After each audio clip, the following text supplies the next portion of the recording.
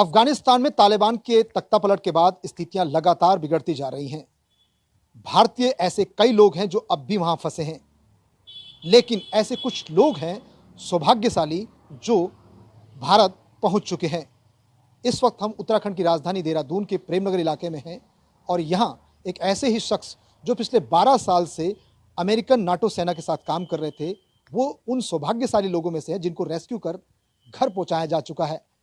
उनसे जानने का प्रयास करेंगे कि कैसी हालात से वो घर पहुंचे, कितनी राहत महसूस कर रहे हैं और जहां इस तरह के सब कुछ हुआ वहां उन्होंने क्या देखा, किस तरह का मंजर था, ये सब जानने का प्रयास करेंगे।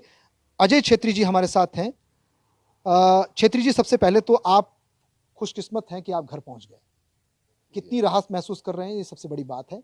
और कैसा मंजर आपने देखा और वहां अभी स्थिति आपको क्या अपडेट, क्या चीज सामने आ रही है? मंजर की तो बात मत कीजिए आप। बहुत ही सबसे बुरी हालत है उधर। हमने कभी ज़िंदगी में सोचा भी नहीं था, क्योंकि मैं नेटो बेस के अंदर था, जो मतलब अफगानिस्तान सबसे सेफेस्ट प्लेस बोला करते थे, क्योंकि उसमें 43 जो नेटो कंट्रीज थी, फुल बाउंडेड था, चारों तरफ से टी वॉल्स वगैरह लगे हुए थे, टोटल प्रोटेक्टेड, पूरे टोटली प्रोटेक्टेड था। वैसे तो मैं 2010 में ज्वाइन किया था। हम लोग पहले जाते थे कंधार होके, क्योंकि कंधार में हमने खुद ही सेलिंग वगैरह देखा, बड़े परेशानी। लेकिन 2015 के बाद जब इसने अफगानिस्तान ने बोला कि वीज़ा चाहिए, वीज़ा के बाद हम डायरेक्ट, चलिए उस बात को छोड़िए। अभी आप प्रेजेंट स्थिति ये है, 12 या 13 तारीख को, मतलब एक्चुअली जब इन्होंने बोला था कि मतलब इनके जो इंटेलिजेंस रिपोर्ट ने बोला था कि 3 महीने 6 महीने लगेंगे इनको कैप्चर करने के लिए पूरा अफगानिस्तान। अमेरिका ने मतलब ये तालिबान, अमेरिकन इंटेलिजेंस ने बोला था कि 3 महीने या 6 महीने लगेंगे, कोई 3 कोई 6, पूरे अफगानिस्तान में कैप्चर। हमने बोला चलो चल रहा है, हमारी कंपनी में यश, और हमारी कंपनी बहुत अच्छी थी। उन्होंने बोला ठीक, आप चिंता मत कीजिए। फिर जैसे ही करते करते जब ये स्टार्टिंग कंधार, हेरात, जो भी करते करते जब ये जलालाबाद के पास आए, मतलब जलालाबाद से जो हमारे काबुल जो दूरी है 15-20 किलोमीटर जो भी, हमने सोचा। लेकिन क्योंकि जो हमारा काबुल है, ये ग्रीन जोन एरिया बोला जाता है, क्योंकि वहाँ पूरे डिप्लोमेट वगैरह रहते हैं, पूरे जैसे यूएस एम्बेसी वगैरह। हम लोग मतलब वो थे, वो चलिए छोड़िए, वो तो बाहर का था, हम लोग बेस था।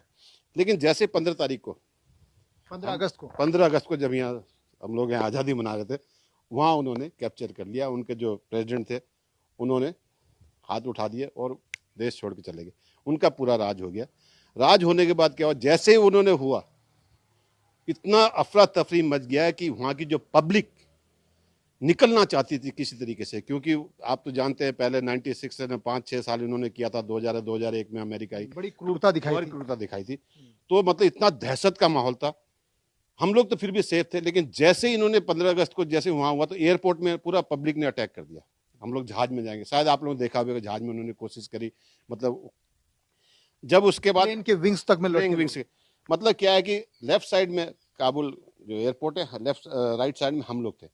इन्होंने मिलिट्री बीच में क्या रनवे का डिफरेंस था, इन्होंने पूरा 1500-2000 आदमी सीधे अंदर अटैक किया, मतलब हमको लेके जाओ, क्योंकि पूरी मिलिट्री फ्लाइट थी। क्योंकि ये जो प्रोग्राम चला था इनका, जो ये खाली करने का, आप जानते हैं पूरे मतलब देश पूरी खाली कर, लास्ट में सिर्फ अमेरिका और ये क्या बोलते हैं यूके बचाओ तो 2-4 देश थे, और बाकी सारे के सारे जा चुके थे। ठीक है, सिर्फ इन्हीं की फ्लाइट वगैरह आई थी। इन्होंने क्या कर दिया, मिलिट्री फ्लाइट में चढ़ने की कोशिश करी, हमको यहाँ से लेके जाओ। कैसे लेके जाते थे, इसकी वजह से इतना भीड़ उमड़ा, उन्होंने फायर किया, मतलब इतना हमने तो सोचे।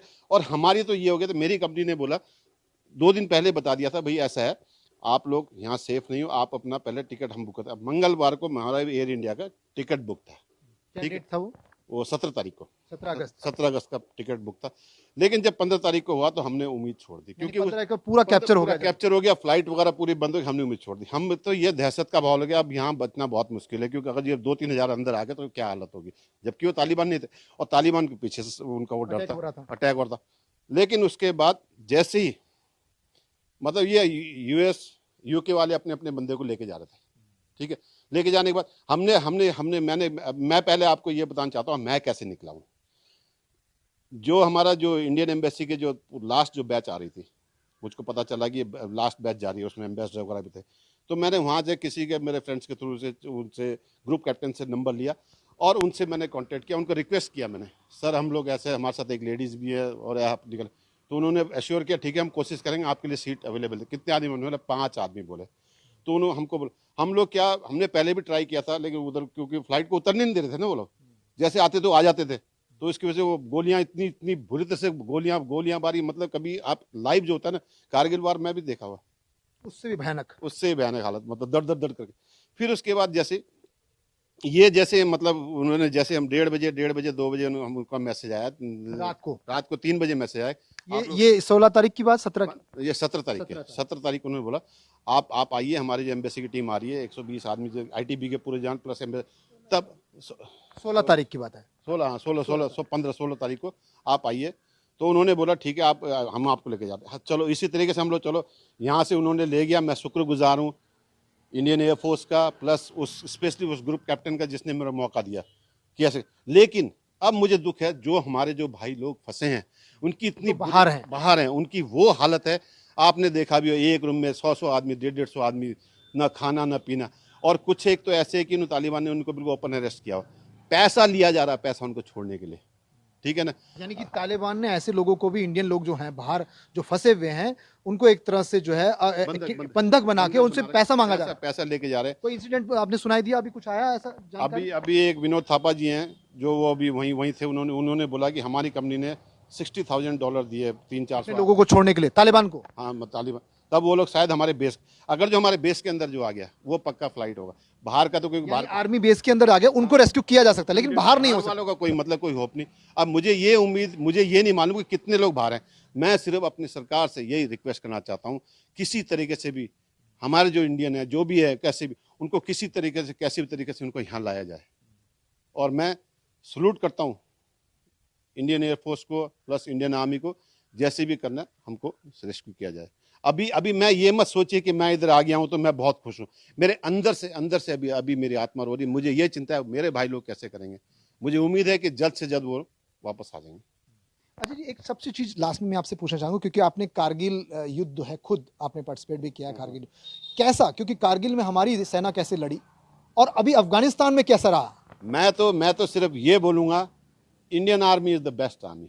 कि मैंने वहाँ पर जो 43 कंट्री के देखे, उनका भी उनका तरीका रहन सहन, जैसे अभी आप बोलते हैं ना, जैसे अभी ये अब क्या उम्मीद कर सकते हैं कि एक पूरे अफगानिस्तान स्टेट को 9 दिन के अंदर पूरी तालिबान कैप्चर कर ले। जहाँ भी जा रहे हैं, कोई भी स्टेट में जा रहे हैं, आ रहे हैं, भाई उनका काबू हो गया। कोई लड़ने को तैयार नहीं वो लोग, सबने हटे। फिर वो भी तालिबान हो गए। वो उन्होंने तालिबान से जान बचानी, तो तालिबान उनकी जो आर्मी है सरेंडर करके तालिबान में शामिल हो रही है। 80,000 तालिबान बताते थे और 3 लाख अफगान आर्मी बताते। लेकिन वो अभी तो नौबत ही आ गई, 3 लाख तालिबान हो गए और आर्मी को तो पता था नहीं। तो सबसे बड़ी पूरी तरह से सरेंडर हो चुकी है, घुटने टेक के तालिबानी हो गई। जब देश का प्रेसिडेंट, जब देश के फाइनल मिनिस्टर्स यहाँ छोड़ के चले गए, तो आप बताओ उस देश का क्या होगा। तो पब्लिक तो आएगी ना ऐसे करके। और जब हम आए तो उसके हजारों चप्पल थे, क्योंकि यहाँ से उनको टर्मिनल में नहीं, रनवे के पास पूरे इतने चप्पल, क्योंकि यहाँ से फायर करके भगाया गया। क्योंकि हमको भी तो सेफ्टी चाहिए ना। सबसे सेफ बेस माना जाता है वो, हम लोग खुद इनसिक्योर थे। एक लास्ट मेरा क्वेश्चन आपसे ये है कि आप लोग इंडियन हैं, आप लोग किसी तरह रेस्क्यू हो गए, बाकी लोगों को भी रेस्क्यू करने के लिए लगातार प्रयास चल रहे हैं। सबसे ज़्यादा जो हम देख रहे हैं, जो वीडियोस आ रहे हैं, सबसे ज़्यादा हम ये क्या देख रहे हैं कि अफगानी इतने ज़्यादा क्यों डरे हुए हैं, कितनी मतलब वो एरोप्लेन में भी जाने को तैयार नहीं है, मतलब लटक रहे हैं, जा रहे हैं। इतनी ज़्यादा दहशत आपको क्या लगती, क्यों है? ये कि जब 96 से 2000 तक उन्होंने कितना दहशत मचाया था, वो वही सी तालिबान से वो लोग कंपेयर करके वहां से भागना चाहते हैं। अब देखो, वहां से तो मरना है, वो लोग आ रहे हैं, इधर से भी नहीं आ सकते। तो वो लोग इतना दहशत में है कि मतलब जब वो इतने दहशत, हम लोग कैसे होंगे। और जो हमारे भाई लोग जो बाहर हैं, उनकी क्या हालत होगी, सबसे बड़ी बात है। मैं सिर्फ ये रिक्वेस्ट करूंगा, किसी तरीके से उनको इंडियन गवर्नमेंट से, किसी को भी, चाहे एयरफोर्स, किसी को, उनको जल्द से जल्द रेस्क्यू हो जाए, जिससे कि हमारा देश। घर में आए बच्चों से, माँ बाप से, क्या अभी क्या फील हुआ, उन्होंने कैसे आप घर में आए तो मैं तो सबसे पहले बोलूंगा, जो मतलब मेरे परिवार प्लस मेरे जो जिनके बेस्ट विशेष थे, वो हमको ढूंढते थे, हम उनसे कांटेक्ट नहीं पाए। माँ मेरे रोई है बेटे को, होता नहीं कि मतलब।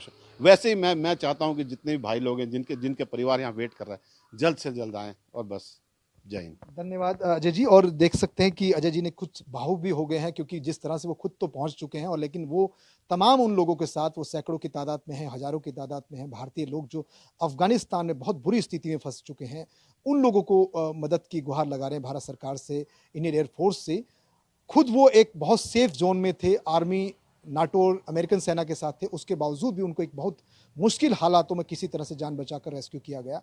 लेकिन बाकी लोगों के लिए वो लगातार अपील कर रहे हैं और हमारी भी यही कामना है, यही दुआ है कि वो सब लोग, भारतीय लोग सुरक्षित रहें और भारत सरकार उन्हें जल्द से जल्द रेस्क्यू कर अपने परिवार के पास पहुंचा सके।